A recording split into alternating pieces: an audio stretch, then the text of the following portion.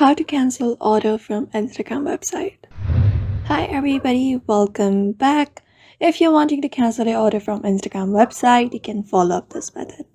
So for that, you can open up your Instagram first and then head over to your profile in the bottom right corner. Once you tap on it, this menu opens up.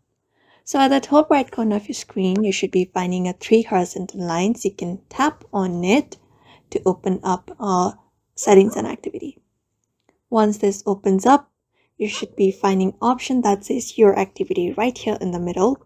You can tap on it to open up a menu.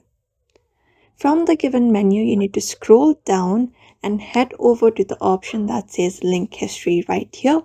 You can tap on it, and when you do that, here it will provide you with the link of the history, including the orders you have provided from Instagram website. So go ahead and tap on the link from here and cancel it like that.